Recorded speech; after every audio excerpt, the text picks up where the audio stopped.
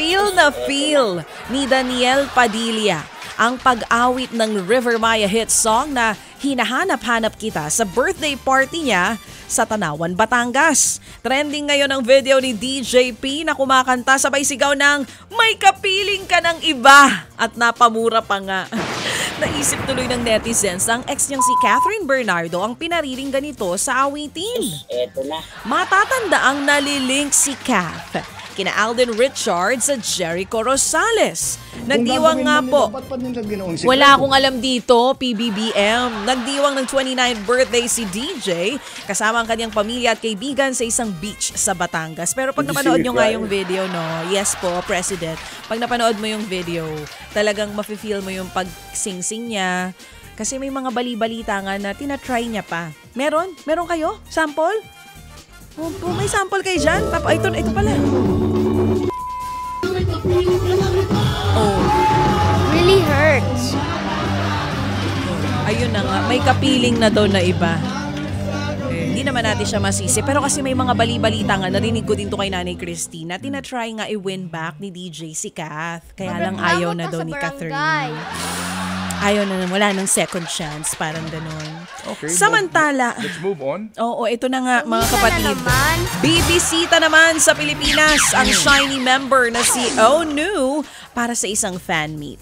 Gaganapin ang Guest Asia fan meet sa Pilipinas on July 4. Sino siya? Ito nga, wala pang detalye sa venue at ticket para sa event. Shiny member. Sa susunod na buwan, kilala mo? Hindi po. Sa susunod na buwan, magsisimula ang kanyang tour sa Seoul.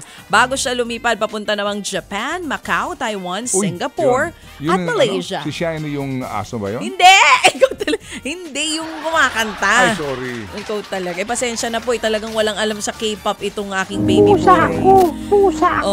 Oo. Eto Sorry naman po. mga kapatid. Pilipino ba yun? Yung... Hindi, Korean. Okay. Eto naman, umaayos, eto kilala niya ito, panahon mo ito eh. Sige. Umaayos na ang kondisyon ng Canadian superstar na si Celine Dion. Ay, naku, That's idol good natin news. yan. Ang gaganda ng mga kanta niyan. Anong mga paborito mong kanta ni Celine Dion? Ano yun? For all those that... Ha? Ano pa? Ano pang paborito mo? Saving All My Love For You. Huh? Hindi siya yun. Hindi siya. Iba yung Whitney Houston Whitney yun. Houston Ikaw pala yun. talaga. Hindi, binibiro Siya sa lang kita. Titanic. Siya yung kumanta. Oo. Every night in my dream. Naalala mo? Pinanood natin yun, Whitney Titanic. Houston yun? Hindi, si Celine Dion yun. Sa panayam nga po kay Celine Dion ng Vogue France, ibinahagi ng singer na patuloy po ang kanyang therapy 5 beses sa isang linggo. Matatanda ang may sakit nga na stiff person syndrome si Celine, isang kondisyon kung saan tumitigas ang muscle sa dibdib, braso at legs, dahilan para hindi po makagalaw ang pasyente. December 2022 nang i-anunsyo ng singer na na-diagnose nga po siya ng sakit na ito. Ted Filon at DJ Chacha ngayon nasa Radyo 5 92.3 News FM Monday to Friday 6 to 10 a.m.